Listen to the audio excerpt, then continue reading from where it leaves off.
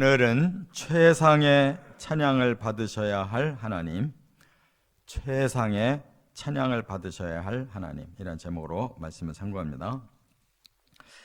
오늘 말씀은 저자가 앞에 나타나질 않아요. 그래서 작자 미상인데 많은 연구하는 학자들이 대체로 이 모든 문체가 다윗의 문체에 많이 비슷하다. 또 이 영감도 이렇게 풍성한 영감을 다윗이 쓴 시편 내용과 비슷하다, 이렇게 추정을 하기 때문에 다윗의 시라고 우리가 볼 수가 있어요. 근데 오늘 본문에 보니까 하나님에 대해서 깊은 깨달음을 얻고 나서 너무 가슴이 벅차가지고 하나님을 찬양하지 않을 수가 없다는 거예요. 그런데 뭐 어느 정도로 찬양해야 되느냐? 우리가 할 수 있는 최상의 찬양을 하나님께 드리자, 이렇게 지금 저자가 말하고 있어요. 우리도 막 기쁨이 넘치면 어떻게 할 것 같아요? 찬양할 수밖에 없는 거예요. 기쁨이 넘쳐서 표현할 수 있는 방법은 우선 하나님 감사합니다. 하나님 너무 기쁩니다. 하나님 찬양을 받으시옵소서. 이런 말부터 먼저 우리가 고백할 수밖에 없어요. 오늘 본문에 바로 그렇게 얘기하잖아요. 의인들아 여호와를 즐거워하라. 찬송은 정직한 자들이 마땅히 할 바로다. 그러니까 우리가 하나님을 깊이 체험하고 믿는 사람들은 하나님처럼 의롭고 하나님처럼 정직한 사람들이기 때문에 하나님의 마음이, 하나님과 우리가 마음이 팍 통하니까 그 하나님을 아주 즐겁게 찬송할 수밖에 없고, 2절에 보면 감사할 수밖에 없어서 수금으로 또 10줄 비파로 이렇게 찬송한다는 거예요. 그러니까 하나님 말씀을 깨달으면 너무 기쁘고 너무 감사하다는 거, 이것이 공통점이에요. 그래서 그냥 자기 목소리로 노래할 뿐만 아니라 3절에 보니까 즐거운 소리, 아름다운 소리로 연주도 해라 그랬어요. 그러니까 교회가 예배 드릴 때 이렇게 찬양단도 하지만 이렇게 악기를 동원해서 챔버로 이렇게 또 성가 대회가 우리 모두가 같이 이렇게 찬양하는 거 가장 성경적인 거예요. 할렐루야. 예배는 축제, 영적 축제. 너무 하나님의 그 은혜가 기쁘고 즐겁고 감사하고 막 신이 나서 이렇게 최상의 찬양을 할 수밖에 없다는 거예요. 자, 그러면 왜 이렇게 지금 감탄하고 있을까? 거기에 깊은 영감으로 깨달은 3가지가 있어요. 하나님에 대해서. 자, 첫째, 1절부터 5절에 보면 하나님의 존귀하신 성품 때문이라는 거예요. 우리 사람들도 이렇게 사귀어 보면 그 성품이 너무 좋은 사람이 있잖아요. 매력이 넘치는 사람들, 마음이 깊이 끌리는 사람이 있거든요. 그러나 잠깐 반짝 이렇게 느끼고 뒤로 갈수록 실망하는 사람도 있고, 어떤 사람은 처음에 잘 몰랐는데 사귀어 갈수록 이 사람이 정말 훌륭하구나, 가까이 하고 싶구나 하는 생각이 드는 사람이 있듯이 하나님도 깨달아 갈수록 그 성품을 알 수가 있는데, 한마디로 너무 존귀하신 성품이에요. 그래서 여기 4절에 보면 하나님은 정직하시고 진실하시다 그랬어요. 정직하신 하나님, 진실하신 하나님, 요 하나만 가져도 우리는 충분히 하나님을 찬양하고도 남아요. 왜? 이 세상이 정직한 세계가 아니에요. 너무 사악한 세계. 또 이 세상은 진실하지 않아요. 너무 거짓된 세상이에요. 막 여기에 그냥 상처받고 시달리는 우리 인생들이 하나님 만나고 나면 그냥 딴 세계를 보는 거예요.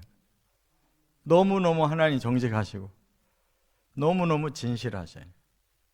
할렐루야. 그 한 가지만으로도 우리는 하나님 앞에 빠질 수밖에 없어요. 이 사악하고 이 거짓된 세상에 시달리는 사람들이 얼마나 그 심령이 괴롭냐고요. 얼마나 불행해요. 그러다가 하나님을 만나야 진짜 하나님의 그 성품에 우리가 녹아질 수가 있는 거예요. 그 다음에 5절에 보니까 하나님은 공의와 정의를 사랑하신다 그랬어요. 그러니까 하나님의 성품은 공의로우시고 정의로우신데 더구나 하나님의 마음을 거기다 다 쏟으신다는 거예요. 이 세상은 공의가 없어요. 정의가 없어요. 그냥 자기들의 생각이 다 공의고 정의야. 그게 내로남불이라는 거예요.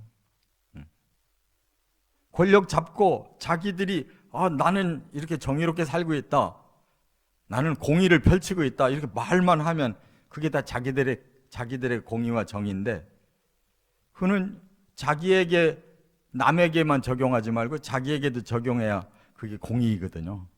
공짜는 모두가 평평하게 다 같이 의로운 것을 공의라고 그러는 거예요. 근데 나는 열애고 다른 사람한테는 그렇게 적용하는 게 내로남불이라고 그렇게 일컫잖아요. 세상은 그렇게 살아요. 어떤 사람이 그 자리에 올라와도 똑같아 보면. 왜?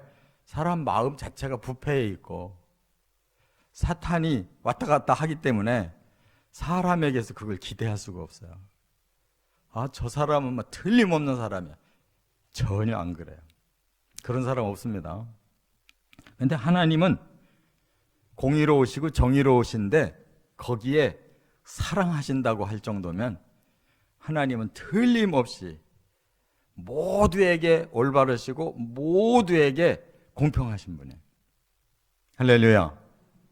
그렇기 때문에 이 땅에서 억울한 사람들, 그 불의 때문에 고통받은 사람들, 하나님께 희망을 갖는 거예요. 끝에 가면 반드시 공의의 심판을 하실 거기 때문에 억울했던 거 그때 다 풀리고, 내로남불 했던 놈들 그때 가면 다 죽는 거예요. 지금은 다 그런 거 용납되고 뭐 서로 막 우기면 끝나지만 답답하잖아요. 뉴스 들으면 답답하죠. 왜 저렇게 형편없는 짓을 하고도 저렇게 계속 자기들이 옳다고 우길까? 저 정말 양심이 있는 사람인가? 저런 사람이 지도자인가? 막 울분이 나오잖아요. 그러나 하나님 앞에는 그게 안 통해. 반드시 하나님 앞에서는 공의로 모든 걸 정확하게 보시고 심판하시기 때문에 그 하나님 찬양하지 않을 수가 없다는 거예요. 또 하나, 하나님은 인자하시다. 5절에 그랬죠. 5절 하반절. 인자라는 말이 제가 수도 없이 원어를 쓰는 헤세드예요. 하나님 너무 어질고도 사랑이 풍성하셔요. 그래서 사람들은 그런 사랑이 없어요. 지가 좋으면 사랑하고 지 기준에 안 맞으면 미워하고 전부 자기 이기적인 사랑을 하거든요. 하나님은 그렇지 않아요. 형편없는데도 계속 품고 사랑을 해준단 말이에요. 그게 인자예요. 어질 인자. 어진 사랑이지 그냥 우리처럼 일방적인 사랑이 아니라고.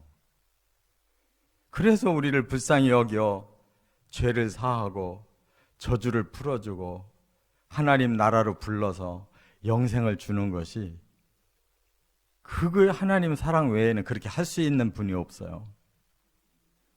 이런 하나님의 성품을 깨닫고 그 성품대로 우리에게 주실 건데, 우리가 하나님의 의인이 되고 하나님의 정직한 자만 된다면 얼마든지 하나님 안에서 그냥 만족할 수 있는 거예요. 그렇게 믿음으로 하나님을 찬양하시기 바랍니다. 두 번째, 6절부터 9절에 보면 하나님의 창조하신 권능 때문이라는 거예요. 우리가 이 세상에 존재하고 있는 모든 근원이 다 하나님이 창조하신 그 권능에 의해서 우리가 살고 있어요. 근데 이 세상의 사람들은 전혀 몰라. 다 지 건 줄 알아요.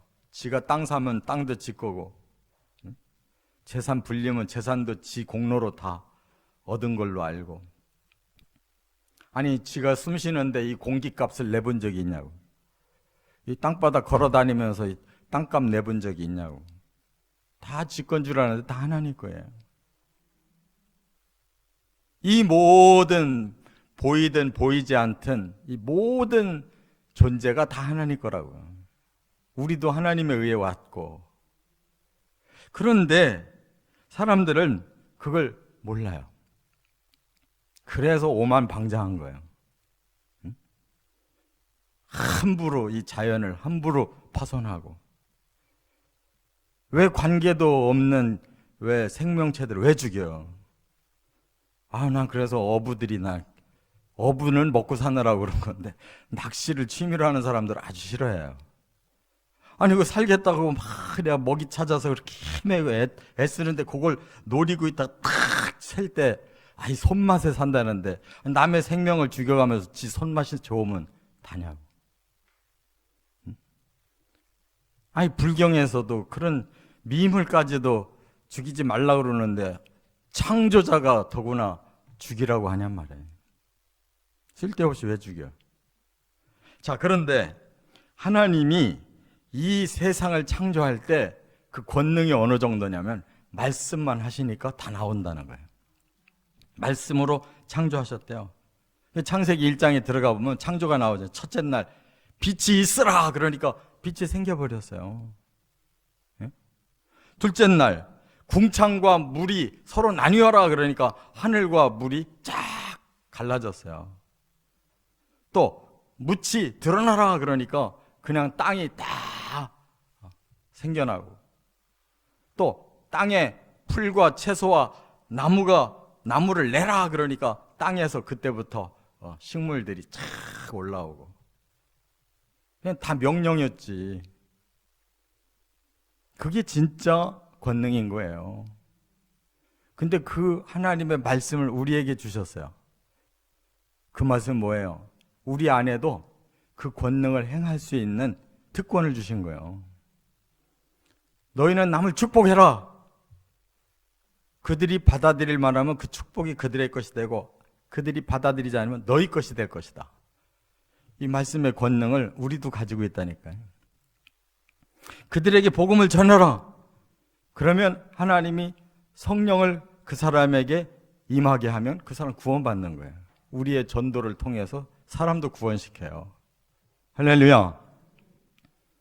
하나님의 창조는 우리들에게까지도 그 능력이 오고 있어요. 자, 더구나 하나님께서 6절 하반절에 보면 하늘도 지으셨고 만상도 이루셨고, 7절에 보면 바다를 하나님이 만드셨는데 무더기같이 쌓고 깊은 물을 곳간에 두시고 그랬어요. 8절에 온 땅도 창조하시고 세상의 모든 거민들도 다 창조하셨다. 그러므로 하나님만 두려워하고 하나님만 경외해야 된다. 이렇게 딱 결론을 내렸어요. 하나님이 만드신 거 외에 다른 존재가 없잖아요. 사람도 땅도 하늘도 바다도 그 안에 있는 모든 만상을 다 하나님 지으셨다는데, 그 하나하나가 너무 감격스럽잖아요. 이 꽃 하나를 사람들이 만들어내냐고. 좋아 아무리 멋있게 만들어도 이런 생명이 있냐고. 이 꽃 한 송이가 얼마나 놀라운 하나님의 권능이에요. 그 하나하나를 다 살펴보면 기가 막히잖아요. 그런데 우리 마음이 팍팍해서 하나도 안 보여. 3월, 4월, 5월 계속 꽃이 피는데도 그 꽃이 하나도 아름답게 안 보이는 이유는 하나님의 능력이 부족한 게 아니라 우리의 심령이 팍팍해서 못 느껴요. 하나님은 계절별로 기가 막힌 걸 솜씨를 보여주시는데 우리가 그거를 하나도 느끼지 못하고 살아요. 우리 마음이 부패하고 더럽고 완악해서 못 느끼는 거예요. 그걸 느끼는 사람은 이렇게 하나님 찬양할 수밖에 없다는 거예요. 수금과 비파로 12줄 검은 거로 하나님 찬양할 수밖에 없다는 거예요. 우리의 심령이 좀 이렇게 순수해져야 될 줄 믿습니다. 세 번째, 10절과 11절. 하나님의 완전하신 계획 때문이다. 그랬어요. 이 모든 세계가 움직이는 거 하나님의 계획에 의해 움직인다는 거예요. 그냥 과학자들이 생각하듯이 우연히 물질이 만들어지고 우연히 진화되는 게 아니에요. 모든 것은 다 어떤 목적에 의해 이끌리는 거예요. 하나님이 지으셨으면 하나님의 계획이 거기 담겨져서 지으시지 뜻없이 우리가 물건 만드냐고. 뭔가 필요에 의해서 계획을 하고 물건 만들어내지. 사람도 그 정도인데 이 온 우주 만상을 만드신 하나님이 계획 없이 아무렇게나 만드시냐고. 도대체가 사람들이 지성이 있으면 좀 생각을 해봐야 될 거 아니에요. 어떻게 우연히 아메바가 생기고 어떻게 우연히 이렇게 질서 있는 우주가 생길 수가 있냐고. 이 사람들이 보통 막힌 게 아니에요. 영이 꽉 막히니까 자기 그 얄팍한 지식 가지고 모든 걸 헤아려 보려고 이렇게 교만을 떨으니까 그런 얘기가 나온 거예요. 그냥 하나님 두려워하지 마라. 하나님 안 계시니까 안심해라. 그냥 마음껏 즐기다가 가라. 즐기다 간들 몇 년을 즐기다 갈 거예요. 그렇게 허무한 존재로 사람들이 살려고 하는데 하나님 계획을 알아야 된다는 거예요. 여기 11절에 한번 중요한 구절이니까 한번 같이 읽어보죠. 11절 다 같이. 여호와의 계획은 영원히 서고 그의 생각은 대대에 이르리로다. 하나님의 계획 영원해요.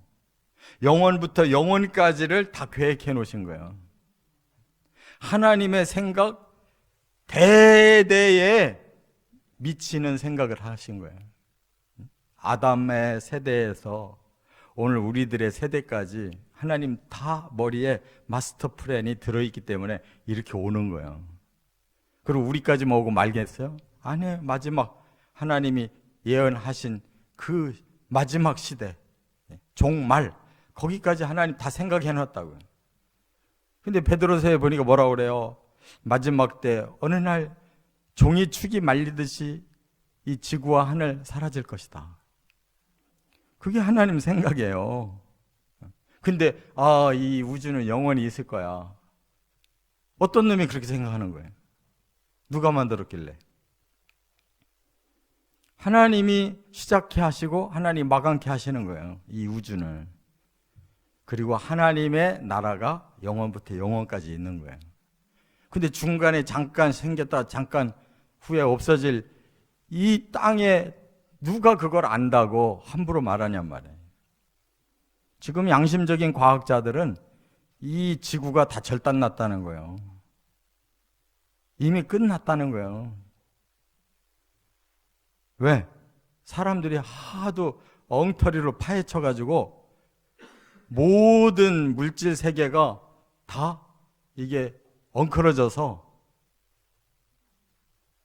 지금 과학자들이 그걸 계속 발표하고 있어요. 갑자기 벌들이 다 사라지고 있다는 거예요. 우리나라에도 이미 그 현상이 들어왔어요. 갑자기 벌들이 없어지는 거예요. 그럼 어떻게 해야 돼요? 그들이 꿀 빨아먹으면서 저기를 묻혀줘야 되는데 이게 안 묻혀지면 열매가 안 생기는 거예요. 그게 집단적으로 안 생기면 그 해 농사 망치는 거예요. 70% 이상을 벌들이 다 열매 맺게 해준다는 거예요. 우리도 모르는 사이에. 그런데 걔들이 노력해서 얻은 꿀도 뺏어먹고 환경을 아주 엉망으로 해놔서 예민한 벌이 살아날 수가 없다는 거예요. 그리고 우리가 스스로 이렇게 환경을 막 뒤집어 놔가지고 다 파괴되고 있는 거예요. 그러는 과학자들의 글을 읽으면은 진짜로 성경 말씀 맞구나. 날마다 김정은은 지금 핵폭탄 만들어서 맨날 싸울리느라고 정신이 없어요. 푸틴은 그냥 건드면 우리도 발사할 수 있다라고 그러고. 아니 이런 미친놈들이 사는 세상을 어떻게 믿냐고. 그게 정상이에요? 근데 그러려니 하고 살거든. 뭐 언젠가 좋아지겠지. 언제 좋아져? 그들에게 종말이 오고 있는데. 여러분, 하나님의 계획은 영원하고 하나님의 생각은 대대에 이른다는 진리만 믿으시기 바랍니다. 그렇기 때문에 여기 10절에 뭐라고 그랬어요? 여호와께서 나라들의 계획을 폐하시며 민족들의 사상을 무효하게 하시도다. 제가 앞에서 지금 좀 건방지게 말을 한 것 같아도 여기서 말한 거예요. 성경이. 김정은을 말하고 푸틴을 여기서 다 말해놨단 말이에요. 에? 나라들의 계획을 폐하시며 민족의 사상을 무효하게 하시는도다. 하나님 말씀은 제 얘기가 아니고 과학자들의 얘기가 아니고 성경을 똑바로 알고 그대로 믿고 말씀을 따라가시기 바랍니다. 말씀만이 창조주셔요. 세상에 사람들, 나라들이 만들어 놓은 거는 전부 엉망이에요. 엉터리예요. 그 사상을 무효하게 하실 거예요. 그 제국들의, 나라들의 플랜 다 없애버리실 거예요.